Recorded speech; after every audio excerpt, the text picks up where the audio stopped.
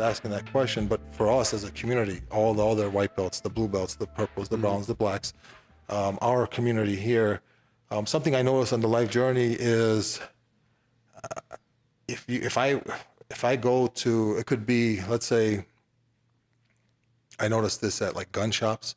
If you go in, and obviously not everyone, but most of the ones I've been to, if you go in there and I don't know, you're honest, I don't know anything, and sometimes the fact that they know more, some people they talk down to you. You know, they talk to you in like almost like just arrogantly. I noticed this on message boards.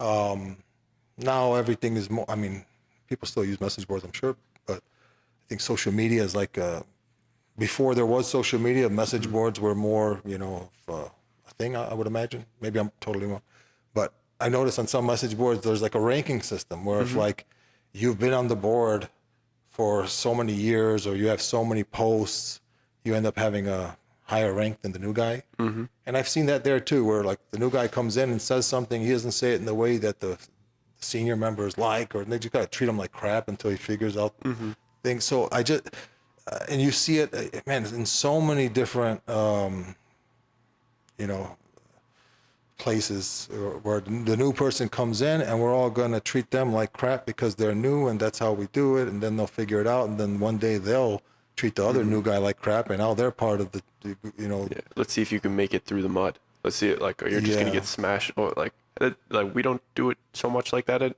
anymore at all, really. But I feel like jiu-jitsu, like probably when you were coming up, was let's see if you could survive, and if you could survive, we like you. After months and months of just getting smashed in side control.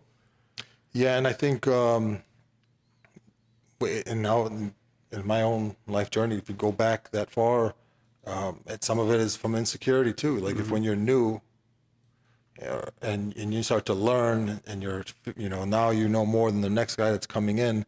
Sometimes you want to prove to them how much you know, and so you start to, you know, just be a little extra, doing a little bit too much to prove your worth. It's insecurity. But yeah, I think the ideal scenario when the new person comes is that it's the total opposite. You don't treat them like garbage. You actually protect them. You guide them. There's a form of mentorship. You kind of help build their confidence. They don't have to now get indoctrinated into this, you know, toxic, you know, culture. So I would say if someone is starting, the advice would be just, you know, be patient, be persistent, and yeah, enjoy the process. You know, I've met some of my most favorite people in the world on the mats. Some of my best, the close relationships on the mats, and sometimes when we're just like focused on the end goal, we kind of overlook the journey, and that's where, you know, that's one of the major blessings, is just the, you know, making use of the blessing of our health. You know, so getting out there, you know, being a white belt, just there's no expectations. No one's expecting much of you. You know, so just go out there, have fun. Hopefully, you can find a place where you're comfortable. It's convenient to be, and. I think our belt workshops, once we start getting those going, that's going to really help, because it gives a clear guideline of like what we're expecting. Yeah, I'm excited about that. We're wrapping up the butterfly guard fundamentals boot camp course. I think we're in week 4 right now, 5 right now. I believe so. Yeah. Yeah, next week is the last week, and then we'll be announcing another boot camp / workshop soon. It's going to most likely be one of those, like a white belt to blue belt boot camp, or blue belt to purple, something like that. So keep checking in with us. We should probably have that information by next week's show, I would imagine. But yeah, going back to that for a moment, you know, if you've experienced that, I'm sure it's, you know, when you're going to seek out knowledge, and the places you're going to seek it, if they're arrogant about it and they're just, you know, they need to put you down. I guess the value in communicating is, if you're a member here, just know that that is not the vibe we're trying to establish here. It's the exact opposite. And I actually, man, that's my pet peeve, you know, when I see that kind of stuff, you know. Do you think that is because of the culture of that environment, or is it just like the people in that environment? Yeah, it's a good question. I think the culture will eventually produce that, but I think that it just seems like that's the default setting of knowledge. When you obtain the knowledge, that, you know what? Is it possible to look up that quote? I don't know where that's from. But I know that's should be a well-known quote. I'm curious to see where it's attributed, who it's attributed to. But with knowledge comes arrogance. But yeah, that's just been my observation. You know, could be, I mean, just think about it. Like, I'm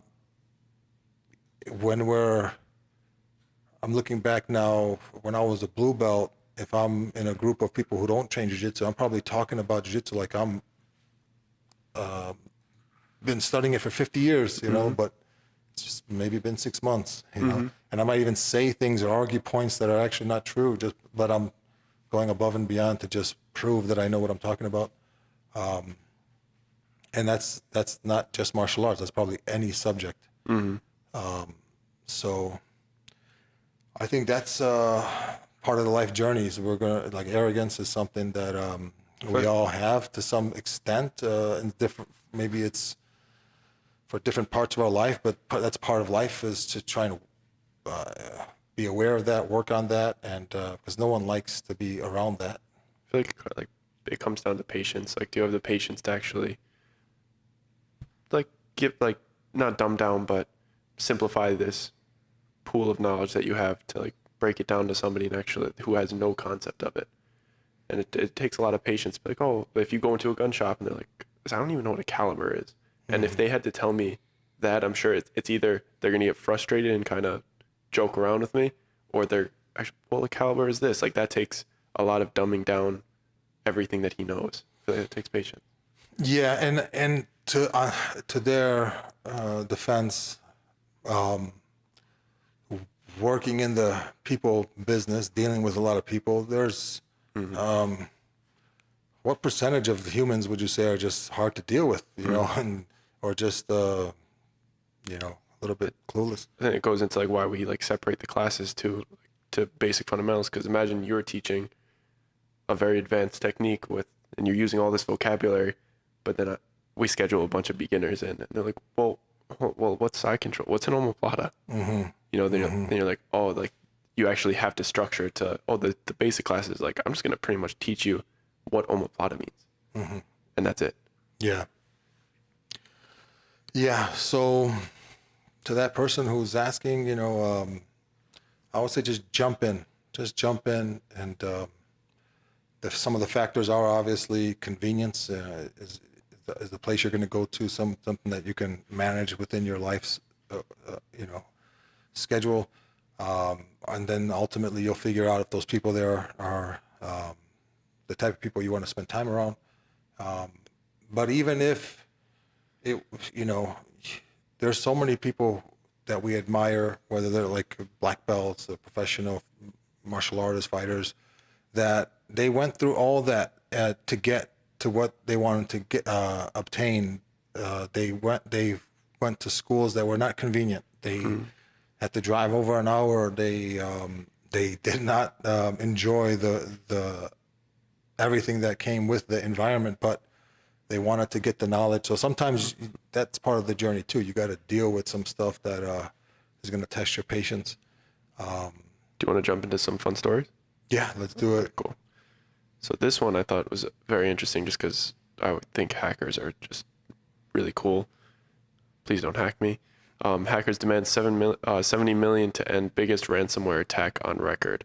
So basically, this hacker team out of Russia, I don't really even know what a ransomware attack is, but it sounds really bad. It sounds like they just kind of infiltrated this big server that and the server like is for a bunch of different companies over like across 17 different countries, and they were initially demanding 5 million, but now they're demanding 70 million in cryptocurrency, and they think that they switched it to that number because they got some data that the real numbers of how much that server makes would be they would lose over 70 million keeping it off instead of just paying them, and they'll be like, yeah, and we'll stop.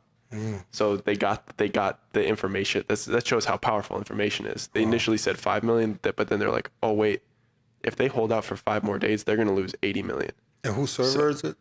Let me see. I'm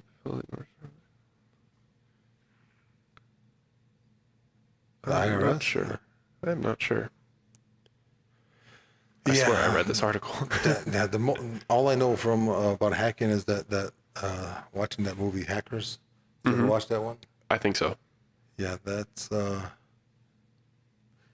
it's really interesting. You know how people can get that, get that type of knowledge where they can, do things like this, right? That's wasn't there something recently with the gas on the East Coast? We didn't have it for a while because our gas lines were hacked. I heard something like that, but I didn't look into it. I just like that they're asking for money, like they're in cryptocurrency. Yeah. I was like, good call, guys.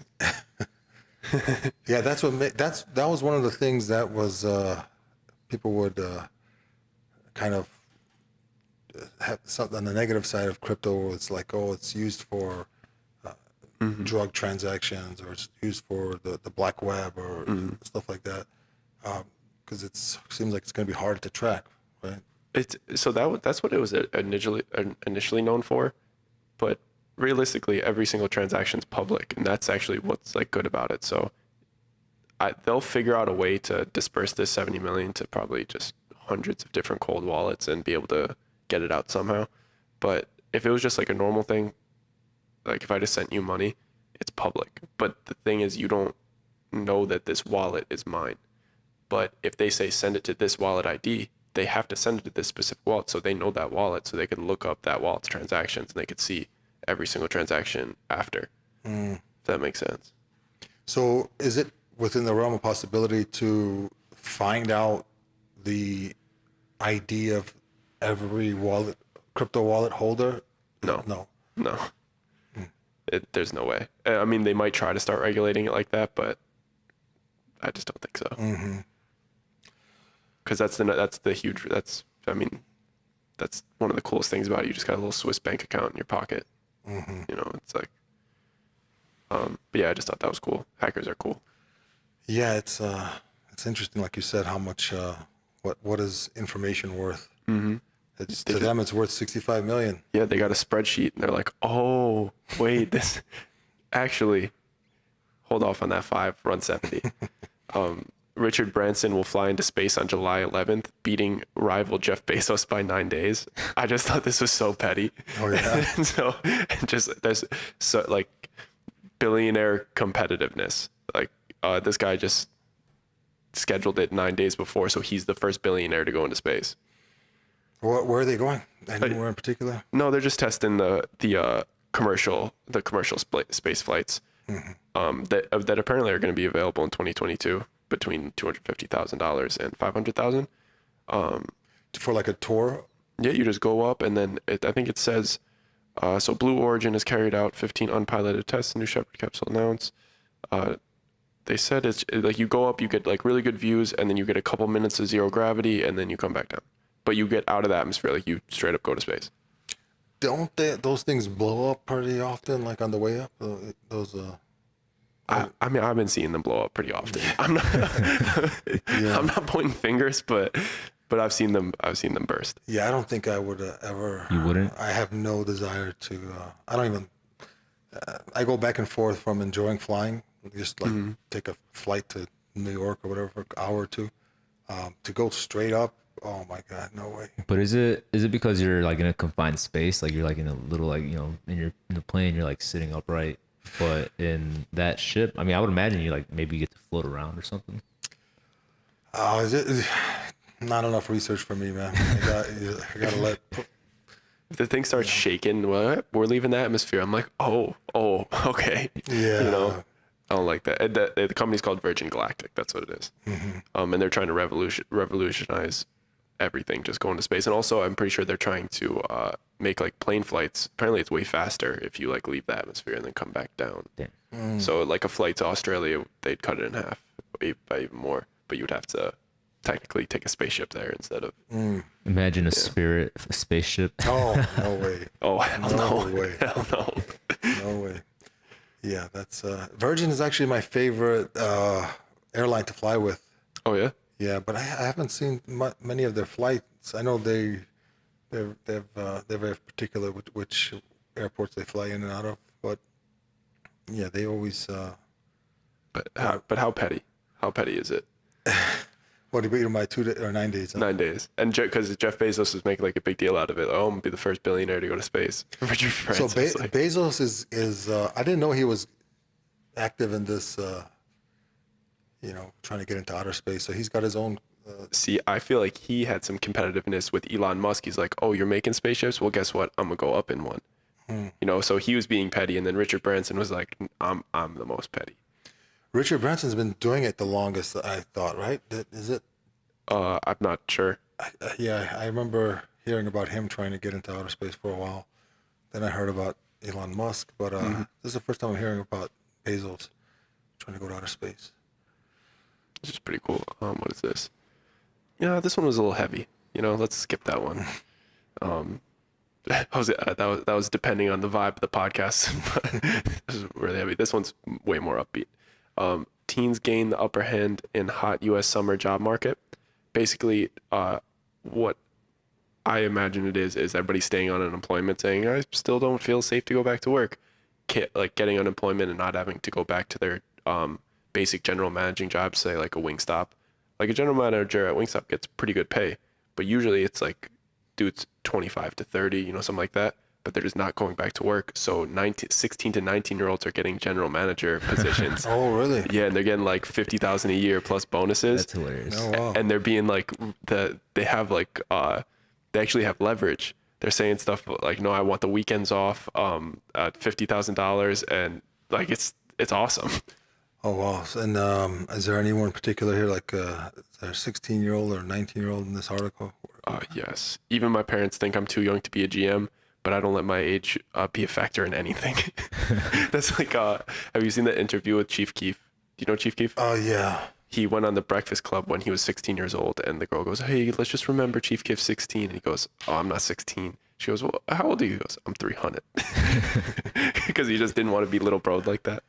Yeah, it seems like just if you're reading history books and stuff that you hear stories of, teenagers leading armies, back in different times. So not a surprise. But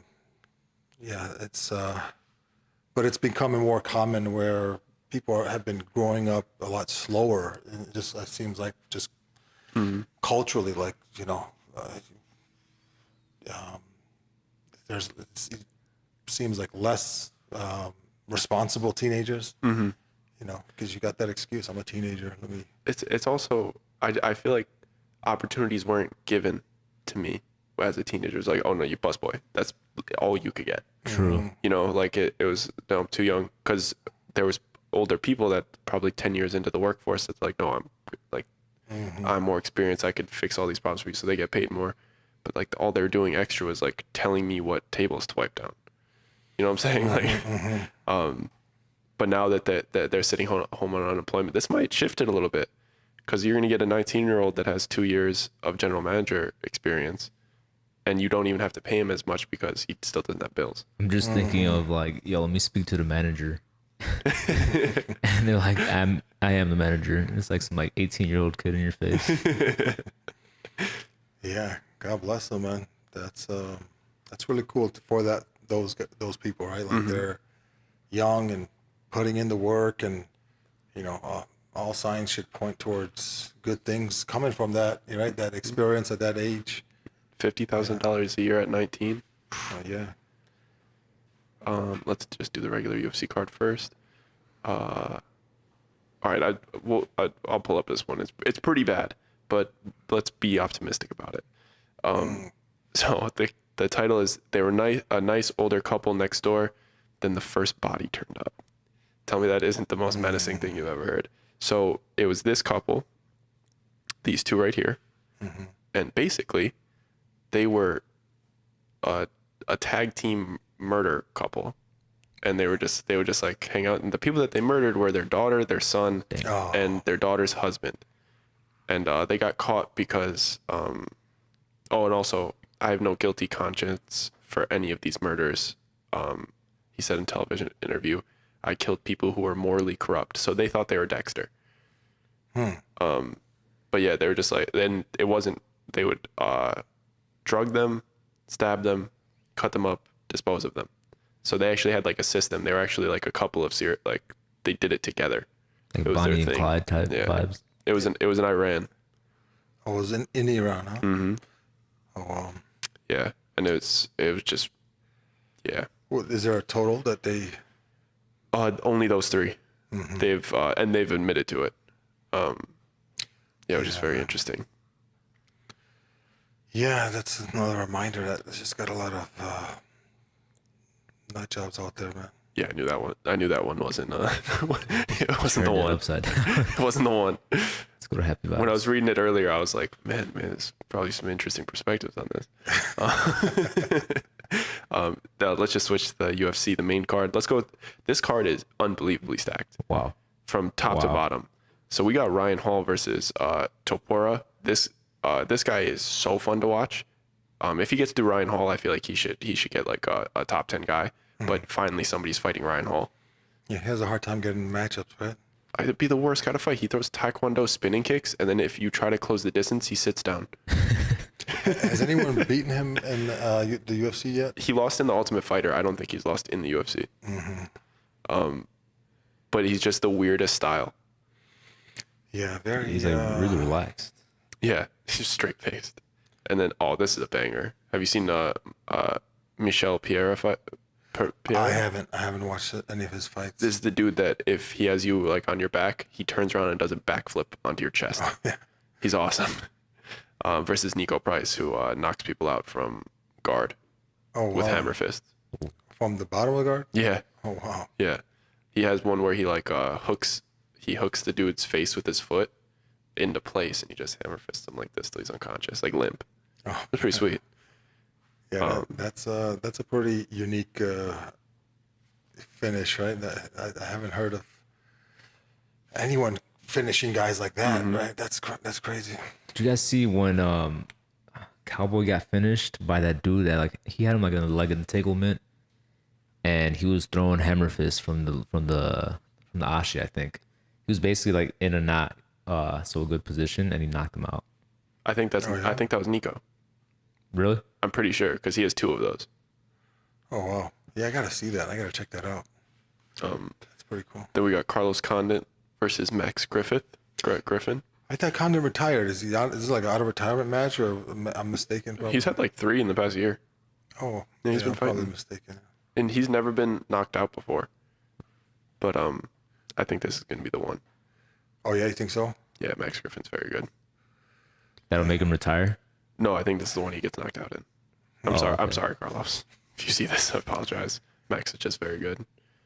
Yeah, another guy there's a lot of these new guys. I remember since UFC 1 up until maybe a couple of years ago, a few years ago, I was watching pretty much everything that came out. But then things just started coming out and like just more volume, there seemed like fights almost every other weekend. And it seems like there's a whole new generation of guys I've yet to watch, that being one of them. Sean O'Malley is... He was supposed to fight Louis Smolka, but he pulled, and now he's fighting this guy. I have another article it's this guy. He looks like a anti-venom guy. Yeah, looks like an Aldi version of Sean. Yeah, I saw a meme like that. If you ordered him from Wish, Wish website. What's his record Chris is he? What's he stepping in? This is maybe his first fight in the UFC. It is his debut. But 9-4. He looks okay. I watched 2 of his fights. He's this is probably gonna be like a spinning heel kick KO. I wouldn't put money on Chris on that one. Yeah, Sean O'Malley's really, really good. Very talented. Yeah, he has that star quality. I don't know who they are. Then we got Greg Hardy versus Tai Tu Avasa. That should be a banger. Tai is the guy who drinks from the shoes, right? Yes, he does the shoeies. Is he? He's Australian or New Zealand or? One of those. Yeah, they'd be doing that. It's disgusting, but I mean that tells you like the marketing, right? Like you remember it. Hard to forget that. Versus Greg Hardy, just absolute monster. He's been developing as a fighter. I've been watching him low key. I'm like, man, this dude sucks. And then like every fight, I'm like, oh, he's actually getting better. Yeah, bro, he went all the way, like 3 rounds with Volkov. That's when he sold me. I was like, oh, if you go 3 rounds striking with Volkov, you're world class. Stephen Thompson, Gilbert Burns. That's a good matchup. Yeah, it's pretty solid. Man, I want Wonder Boy to win because if he wins, he fights for the belt, guaranteed. Gilbert, did he get knocked out in the Kamaru fight? With the jab. Oh yeah. So Kamaru's got 2 knockouts, right? From his last 2 fights. He's on a little bit of a knockout streak. Yeah. But he wasn't known for knockouts before that, right? No. And then he switched over with Trevor Whitman. He's been training with Trevor Whitman, and he's just been KOing everybody. I mean, he KO'd Colby, Gilbert, then Masvidal. Those are the top 3 people. You know? Colby? Yeah, he KO'd him. Colby Covington. Yeah, was it okay? Oh, it was 5th round. Oh, okay. 5th round, broke his jaw, KO'd him. Yeah, he finished him. It was TKO. Yeah, the only one that he KO'd was Masvidal. Yeah, that one was bad. And then McGregor, Poirier. Who do you guys think is going to win that one? I hope it's a McGregor. 5-round slugfest, and neither of them like. You want it to be a draw? Yeah, because no. I mean, like I would prefer Conor to win so he could like fight Oliveira, just keep it fun. But I don't want either of them to like lose any stock. Who's the favorite? Poirier. Slightly, right? 130 to 108. It's because he knocked him out. You know, I have no idea how that works. So anytime I see this, 108, 130, 150, yeah, that's basically for if you're gonna gamble on the matches, right? Yeah, but I don't want Conor to get KO'd just because I think he'll retire if he does. Like for good? Yeah, I mean 2 KOs back to back. And then who does he fight after? You can't get KO'd back to back, and then, I mean, maybe I'm sure people would still like fight him, but I feel like he would have to like look in the mirror, like, am I gonna keep just getting bad brain damage when I could just go on a yacht instead and sell whiskey? Yeah, but it's also addictive, right? Like to have that spotlight. I'm sure that's something that a lot of people get drawn back by. Not even the money. It's not even about the belt. It's just maybe the routine and everything that comes with it. But he can never fight somebody outside of the top 5. You're only getting the best in the world. Yeah, he established himself that way already. I feel like, there's no going back. And even the top 15, like, oh, you want to fight number 15? It's Islam Makhachev. He's 15? Yeah. Oh, wow. This was like... That's a stacked division. Like, there's no way... Who else? Drew Dober, or, like, they're just monsters all the way to number 15. Yeah, that's going to be an interesting matchup. And that's this weekend, right? Very cool. Probably saw her. Yeah. Sha'Carri Richardson. Yeah, that was all over the news this week. What is the story behind that exactly? She smoked some weed. She was... She got a little high. She got stripped of something, or... She can't compete in the Olympics. Is that's the final say? I feel like it might get turned around. There's been some backlash. Is this what happened with Michael Phelps when he got busted for it? I don't know. Like, didn't they take his medal away or something? I think he had sponsorship issues. Yeah, something like that. But she got caught right after her mother died. So is this something that is like the U.S. Olympic Committee's ruling, or is it this like the global Olympic kind of? It's taking place in Japan, and Japan has very strict laws against it. So yeah, I have no idea of like all the politics involved. I'm sure there's a lot of politics involved. The state that she got tested in was positive. It's legal in that state. It just Japan is like strict about it. But it's just silly because she should be able to compete. It's weed, and she was literally said, "I was coping with my mother's death. Sorry." She like admitted, took accountability. She's like, "Hey, There was this great quote. I think it's somewhere right here. She said, "I'm human. I'm you. I just happen to run a little bit faster." And I was like, she's just a girl. Like, she's young too. Like, That was real. that's super real. Like, you're taking away years of work, and our potential best opportunity to get an Olympic gold medal, because weed. Yeah, it's interesting. I'm curious to know who is making the final say. Is it? Some Karen. Yeah, It's all the commissions, man. I just feel like the commissions are so weird. It's people that are power hungry that, like, oh, I could tell this person, oh, like, you're a bad person. See, even though this girl probably trains 4 hours a day, 6 days a week, works so hard, eats healthy, Like but the at Diaz night, bros. yeah, like the Diaz bros, and then this person that, who knows if they're a good person, just sits, like, does their desk job, like, maybe is an internet troll. Like, you don't know the type of discipline or like the type of character this person has, but they have the power to be like, no, you're a scum. You smoke weed. You can't represent our country. Yeah, I think if there's something that is a clear performance enhancing thing, then you have an argument. It's borderline performance diminishing. You're smoking weed. Like, she runs. Like, I don't know. Yeah, I wonder, like with the lungs, you would imagine that smoking anything is going to make your endurance a little bit, it's not going to help.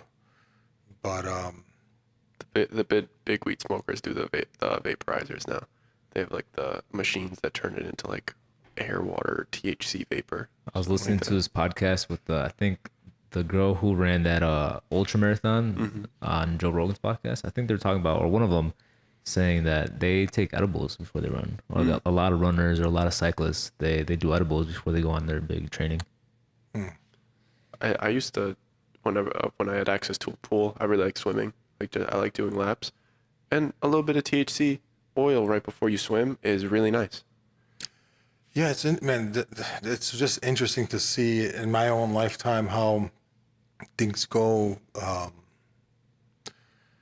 How far things develop with these laws, and how things are taboo. And I think just the default setting that we're experiencing, where as soon as you have, like, you can go to the corner and get alcohol, and we know what this does to our bodies and minds and everything that, and then now when things like this come up, it makes it even more of a subject, because it's like, where are we, like, where's the logic in anything we're doing?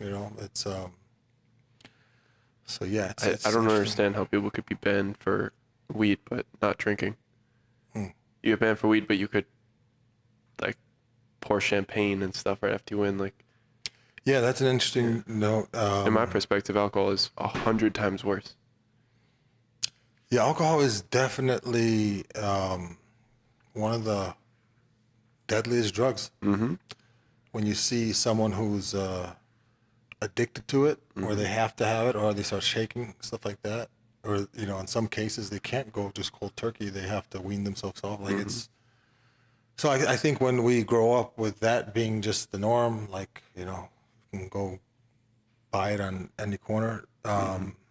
Then when other substances come up that are not as devastating, this, I think, makes for more of a topic of discussion, because where's the logic? And then you look a little bit deeper, you start to see the political influences involved in all of this, right? Like the hemp industry and the alcohol industry and all this stuff. So we're living in an interesting time. People have more access to information. People are more connected, sharing their experiences through the internet, et cetera. So, but yeah, I just looking back, and when I was a kid, to even imagine that would like weed would be illegal, just if you would have asked me as a kid, I didn't even think that was possible. But now that seems to be the norm, and that now this is even more of a topic of discussion because it's legal in most states.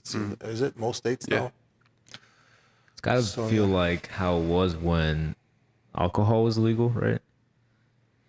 Like the whole prohibition era. Yeah, I think I wonder how long that was. Like, how long was prohibition? Could you imagine it being illegal and like the bars are like the drug dealers?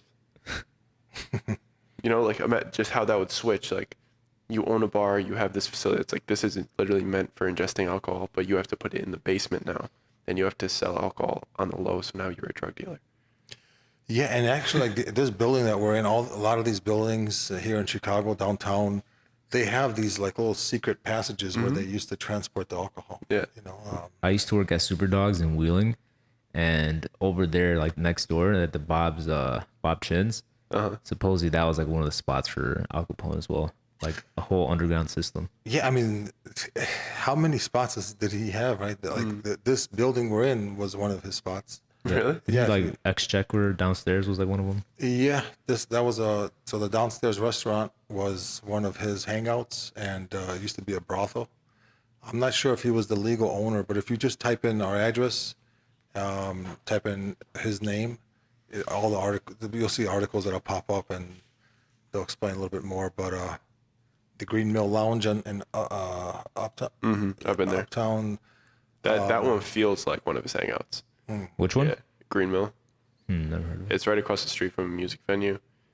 Me and my friend Jimmy Von Metting snuck into there to watch a what's his name? Well, just snuck into the side door to watch a concert there one time, and then we went to Green Mill after. But it was really fun. Yeah, that's interesting, man. Life is a trip. I mean, can you imagine what's going to be 20 years from now? Actually, I think psychedelics. I was having a conversation the other day where psychedelics are going to they're the next ones in line. Like that's going to be eventually used for medical and Imagine if caffeine was illegal. yeah, these are different degrees of different substances, right? Like And it's addicting, like 100%. yeah, you might even get a headache if you don't have your coffee. Caffeine withdrawals are real. Yeah. They're terrible. Yeah, I think it's good every now and then to just go like just completely fast, just to not be enslaved by any substance, whether it's the caffeine or the sugar or whatever. Social media. That's me. Social media. Yeah. Not fully.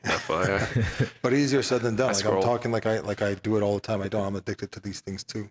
I've been off caffeine for like five months now, and the first month was brutal, super hard. But now it's like I still am not like I don't need it. I just if I get 6-7 hours, I'm good. So it's just like now I just gauge it on sleep. What do you mean? Like you drink it in the morning and then? No, I don't drink any coffee. At all? Yeah, nothing. Nice. I just started not too long ago, just a little bit. Yeah, it takes a little bit for the natural energy to come back. The first few weeks is like I'm really drowsy. I could really use a coffee. You got 8 hours and you're like, why am I still tired? But then it's literally that is the withdrawal. It's convincing you're tired. Yeah, You're not. yeah, that's what it is. Like, oh come on, I want coffee when it hurt. Just Yeah, I think it's admirable to try and not be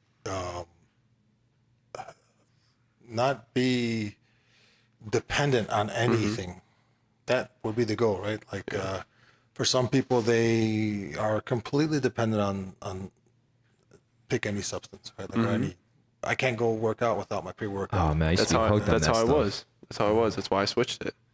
So I was like, oh wait, I don't get excited to go exercise anymore. I get excited to go feel the jolt of a pre-workout, and then I just take it while I'm there, so I exercise. You're blasting music, and then you got the whole environment. Your boys are like, taking pre-workouts too. So you're just like, let's get it. Just that whole atmosphere around it.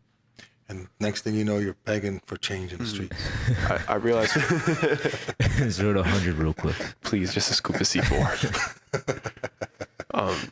I realized I tried to work out like at like probably 3-4 weeks after I stopped taking it, and my body wouldn't sweat. Oh yeah. Yeah, it wouldn't turn on. It wouldn't like click in. And now I got to the point, and like now it actually turns on from exercise. And I'm like, wow, it was out.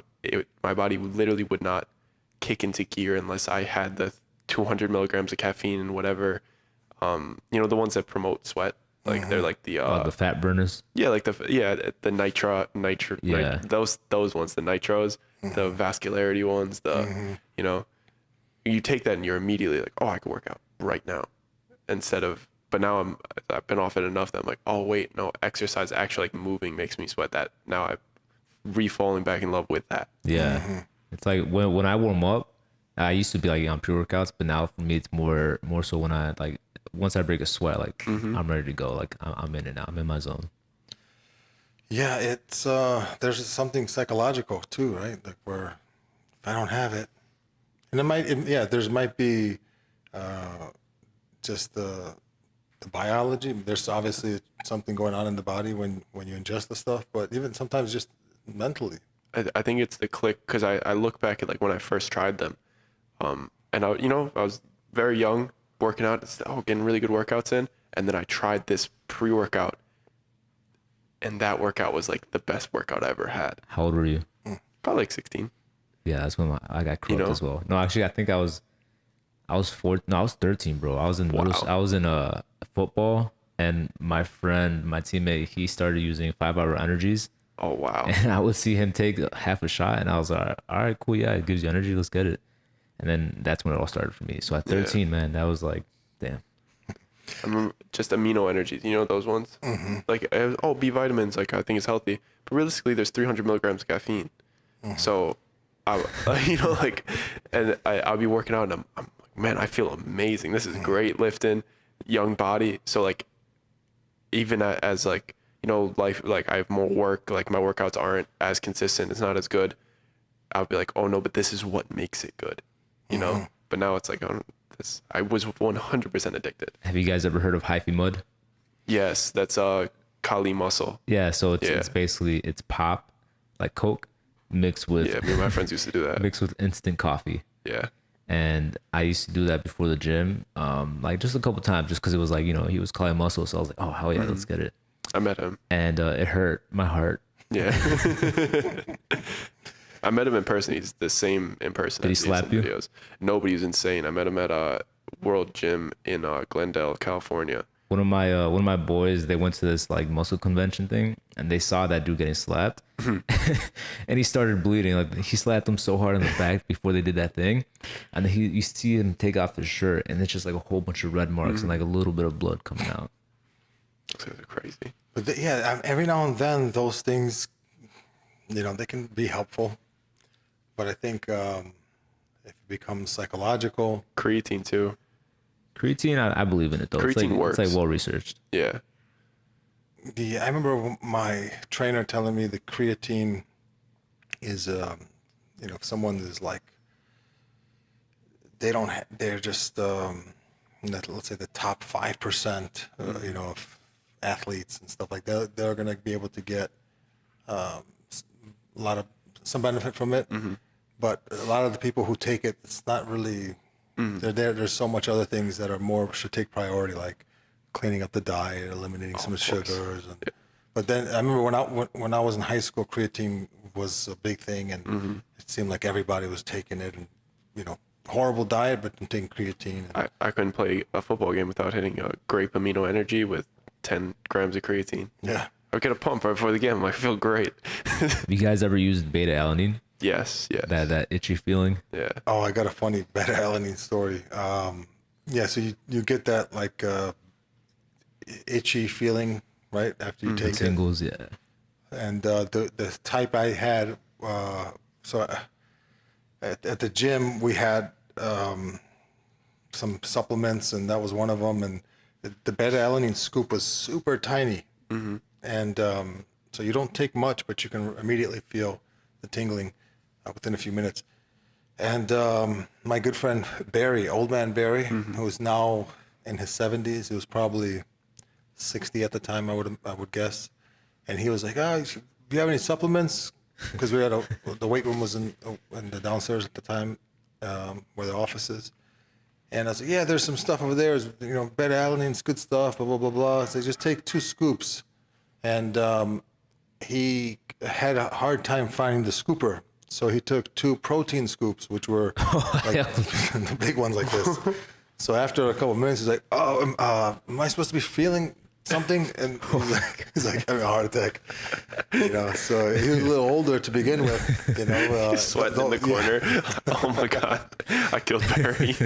Yeah. So shout out to old man Barry. Wow, I can't imagine how that was. Still here. Barry, you okay? What? Still feeling it. Yeah, but yeah, I think they obviously have their role, right? Supplements have their role. Some people avoid them completely and get everything they need from food. I have had trainers and nutritionists explain to me that, well, modern food doesn't have everything it should have because we strip it of its minerals and vitamin content, all that stuff. So I haven't done much deeper research than what the people around me that I trust have told me, but I notice in myself, I'll take them, but if I feel I'm becoming reliant on them, then I'll try to break that pattern a little bit and maybe fast or do something to just kind of not be so dependent on these things. Fasting helps me so much. Do you guys like liver? I personally don't, but a lot of my family members love it. I hate the taste. Oh, personally, but it's supposed to be very healthy for you. I was saying, because I mean, if you know me personally, then you know that I love liver, and I always talk about it. But it's one of the best. I'm not gonna go on a rant, but basically, it's just like super nutritious. One of the most nutritious foods on the planet, like as far as like everything that it has inside of it. But it's just like the energy levels that you get from it. It's different. Like when you eat like a elk or like a steak, you feel good.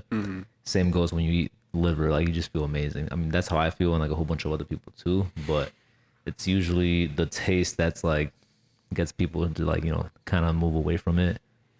Yeah, I know a nutritionist who I think that's like all he eats, and I'm probably wrong, but it seems I vaguely recall being in a sit down where he's listening to people, and at the end it's always the same thing, like have some liver. Like that's always always leading them to some liver. It's supposed to be like so much minerals and vitamins. Yeah, and it's an organ meat. Yeah, right? it's one of the best ones. I don't understand people that could be okay with such poor diets. I feel bad for them because I realize that they haven't just gotten into a routine of good diet and like they feel the difference. But once you're in a good routine and you know what like your pure body feels like, and your mind being clear, and you're not having sugar drops and mood swings and all this stuff, I just like, please just eat healthy for 1 week and like just check it out. Yeah, right. Their taste buds are so accustomed to like bad food that when they have good food, they're just like overridden. Like their taste buds are like going haywire because they're like, what is this?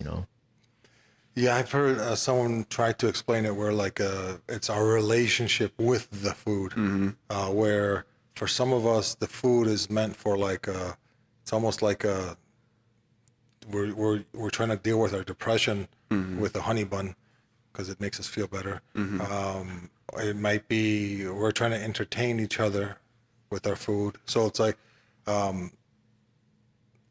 what is the purpose of eating? So I think that is probably can tell a lot. I know for me, I'm like in and out of food addiction. Every now and then I'll end up having granola bars, like just part of my daily routine, and it's all sugar. So one of my teachers, this is Dawood Yassin, who's in California, who hunts. He takes the preparation of the food as kind of like a sacred practice. So then your relationship with the food ultimately is like strengthens your relationship with God. you know, because it's kind of like there's gratitude and it's all involved in the preparation, and there's more of a connection to the food. And I think that's also something like we don't really have a connection to most of the food, right? It's prepared really quick. It's fast food. It's canned food. It's packaged food, and it is what it is, man. We're growing up in the metropolis in 2021. Right? It's like I would love to go hunting, but it's like I don't have $6,000 to like get the equipment, and then like also don't have the friends that have like land, you know, like, and then what? Now I have to buy a plane ticket to Utah, and like I have to pay for that whole elk to get shipped back. Like That'd be so that kind of money. But you got that elk, right? You got that for like a year, like, right? All that meat. Yeah, but come on, like I just don't have the lump sum to put down. And then to maybe get one. We should do a downtown jiu-jitsu like expedition to go hunting. But like you might not get one though. That's the thing. It's like I'm gonna put down all this money. I'm gonna go and I'm gonna come home empty-handed because I'm not good at shooting arrows. Whatever. We'll just go to the store, just buy it. Just go get a burger. Whole Foods. Yeah. All right, guys, we're reaching that 1 hour mark. Mm-hmm. All right. Yeah, it's almost time to get started. Get ready for these classes. It's we got a 5 o'clock, a 6, and 7:15. I'll be covering for Ebro tonight. So if you are watching and coming in for classes, I look forward to seeing you tonight. Those of you who are just watching, thank you for giving us your time, and keep checking in with us every week. We'll be here Monday. We record, and feel free to hit us up if there's any topics you'd like us to discuss, dig a little deeper in. We'll do our best to accommodate. So we hope you have a blessed week, and peace. Peace.